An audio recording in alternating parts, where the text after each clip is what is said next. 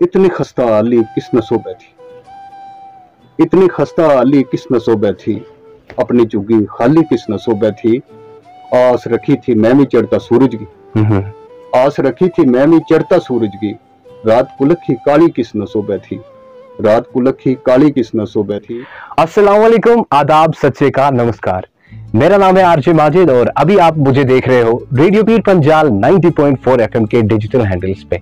आज गुफ्तगू का ये तीसरा शुमारा और हर दिन की तरह, हर एपिसोड की तरह आज भी हमारे साथ एक खास मेहमान जुड़े हुए हैं स्टूडियो। आपका बेहद शुक्रिया स्टूडियो में आने के लिए, तशरीफ लाने के लिए आपका बहुत बहुत शुक्रिया। बहुत बहुत शुक्रिया माजिद भाई।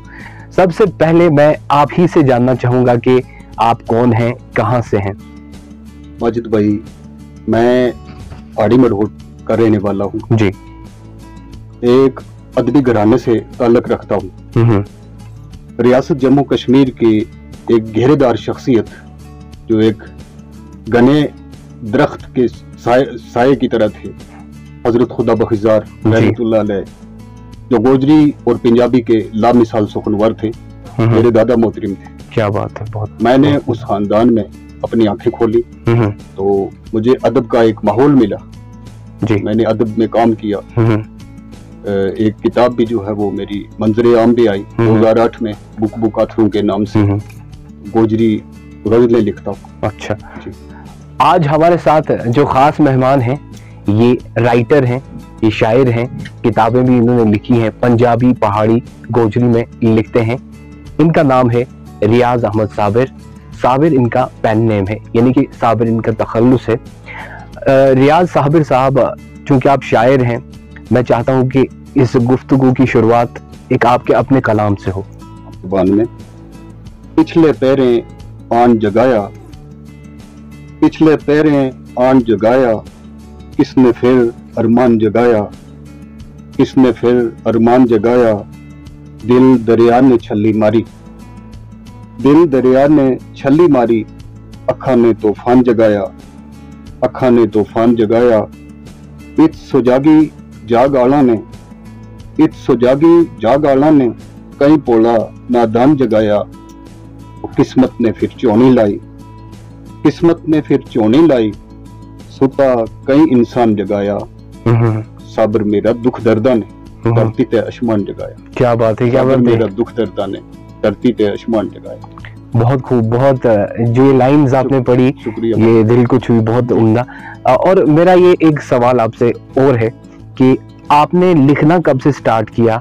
आपका जो हम कह सकते हैं कि आपका राइटिंग में करियर कब से स्टार्ट हुआ? किस उम्र से आपने लिखना स्टार्ट किया? माजिद भाई, मैट्रिक में और 12th में मेरे सीने में ये एक शायर था।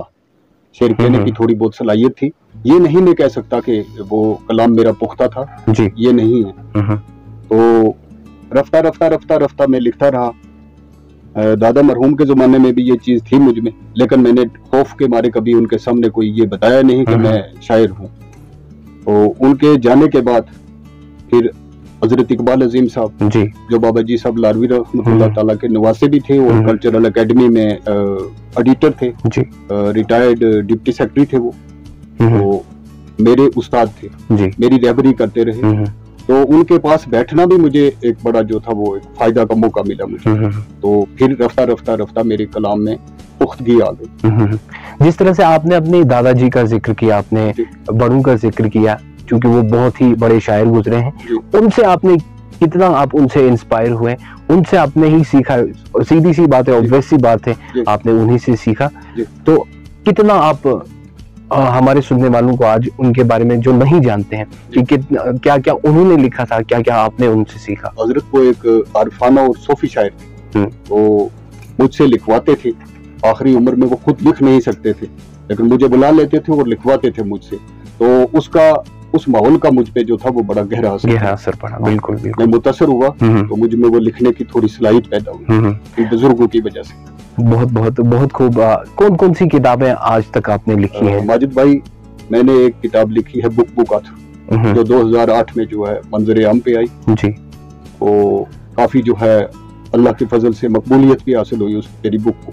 टाइटल क्या है बुक का? Book author. अच्छा, बुक आंसू, जैसे आंसू है ना, उर्दू में आंसू बोलते हैं, ऐसे बुक ऐसे। अच्छा, बुक। ओके, ठीक है, बिल्कुल। साथ ही साथ मैं ये भी जानना चाहूंगा कि आजकल का जो नया ट्रेंड चला है, हम सब जानते हैं कि यंग जो यूथ है वो शेर व शायरी की तरफ फिर से आ रहे हैं।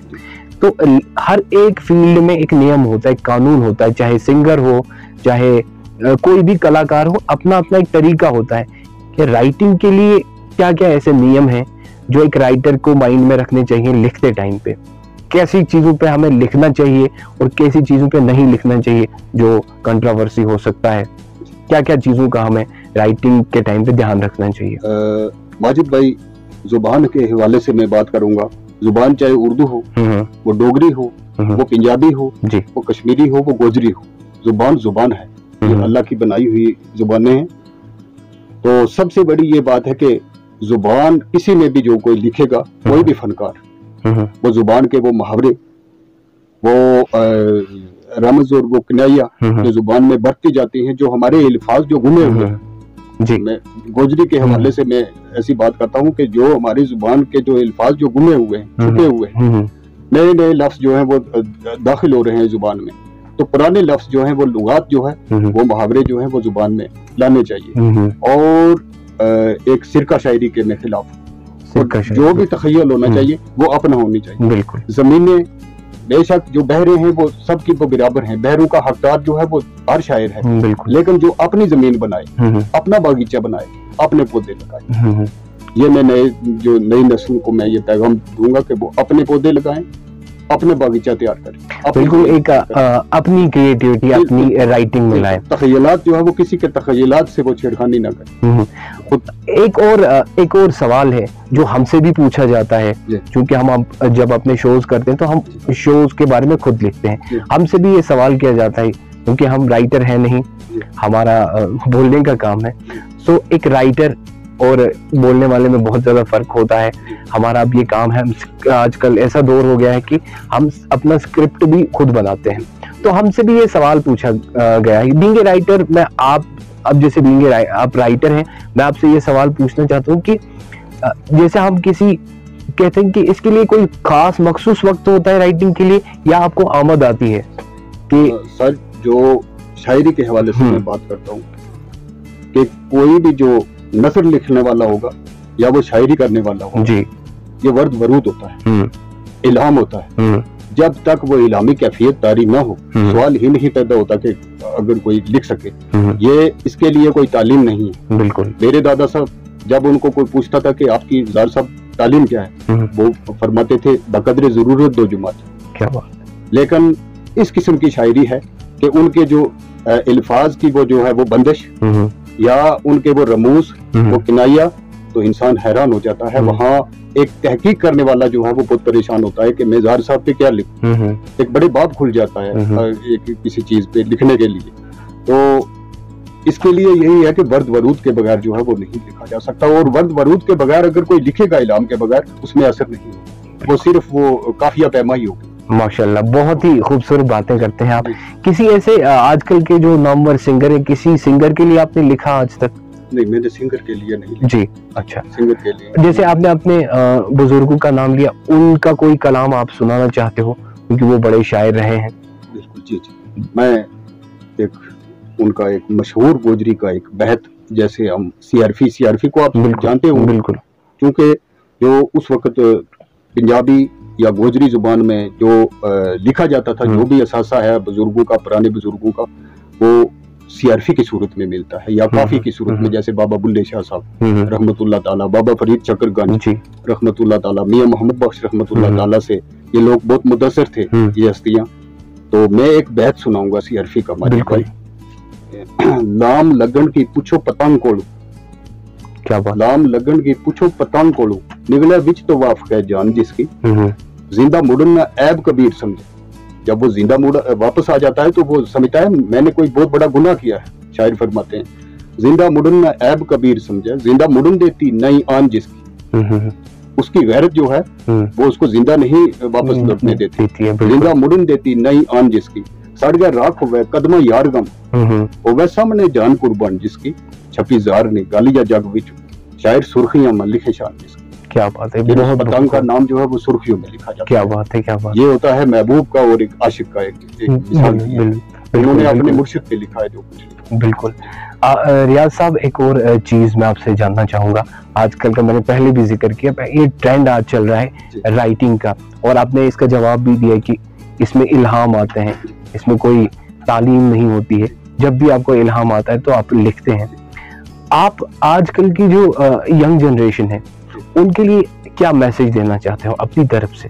जी, मैं यही अर्ज करना चाहता हूँ कि जो पहले मैंने इससे पहले भी अर्ज किया है माजिद भाई के वो अपनी जमीनें तैयार करें, अपने तखय्युल में जो काम करें वो अपने तखय्युल को जो है वो तख्लीक करें, और सही साफ सुथरा और जुबान का ख्याल रखें, जुबान के इस्तेमाल का। तो अच्छे राइटर हैं अल्लाह की फजल से, जो इस वक्त का जो राइटर है वो संजीदगी से लिख रहा है, अच्छे लिख रहे हैं। एक और सवाल मेरे माइंड में, क्योंकि ये मैसेज का सवाल मुझे लास्ट पे पूछना चाहिए था, कि अक्सर एक राइटर के बारे में, एक आर्टिस्ट के बारे में ये हमेशा कहा जाता है कि भाई इसका तो दिल टूटा है तभी ये लिख रहा है। ऐसा कुछ हुआ था आपके साथ अपनी जवानी में? माशाल्लाह आप आज भी जवान हैं, लेकिन वो जो दौर होता है ट्रांजिशन का, तो कुछ ऐसा हुआ था कि आप मजबूर हो गए लिखने पे? होता है सर, समाज में होता है ऐसा, लिखा मैंने जी।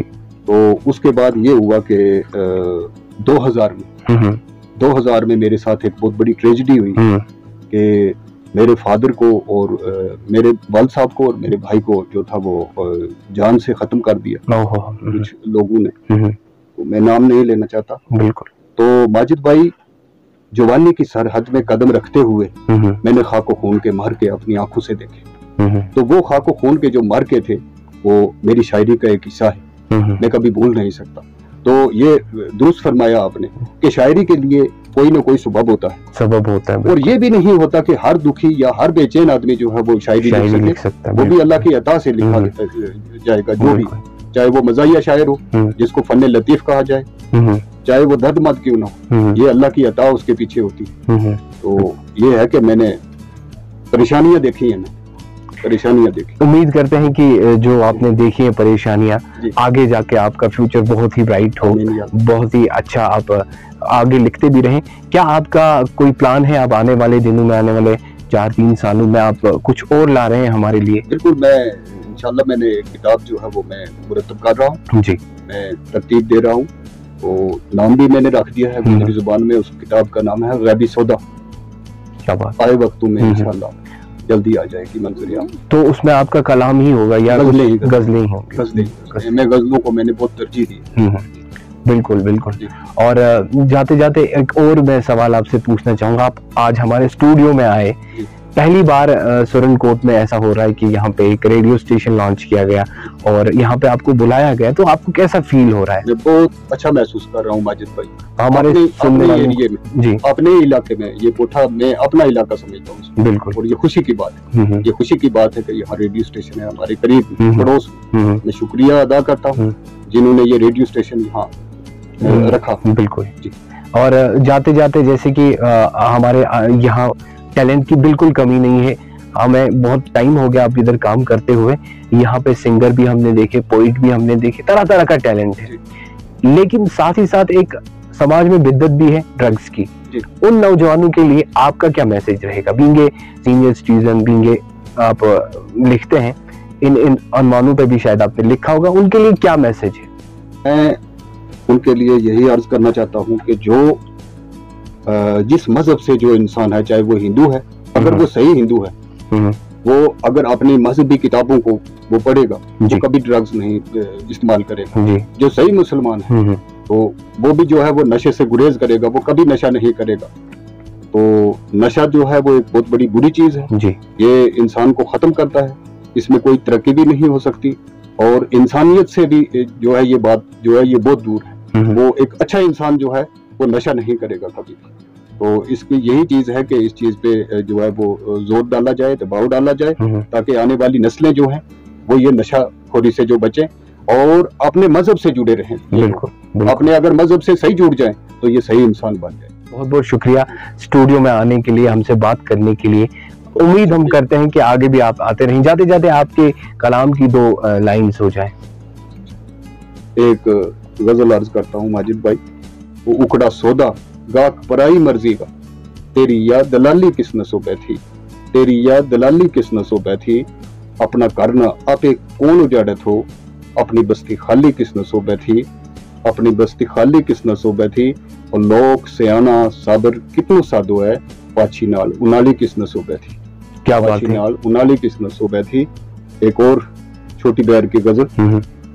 मेरी याद आनी जासे, प्यार प्रीत वफा नहीं जासे, मेरो जज असूल है को, दुनिया को धा नहीं जासे, उत्तर तोड़ी है जान शिकंज है, जद तोड़ी जो सा नहीं जासे, पत्थर ऊपर ली के बीबा, मेरी गल गजा नहीं जासे, तेरो दोस्त परोसो केड़ो, साबर तेरे राह नहीं जासे। क्या बात है।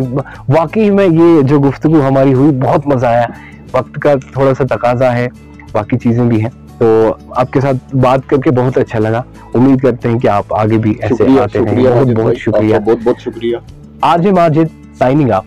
अगर आप भी ऐसा टैलेंट कहीं देखते हैं, हमें मैसेज कीजिए हमारे डिजिटल हैंडल्स पे। RJ Majid signing off. Radio beat Panjal को सब्सक्राइब, लाइक, कमेंट करना ना भूलें।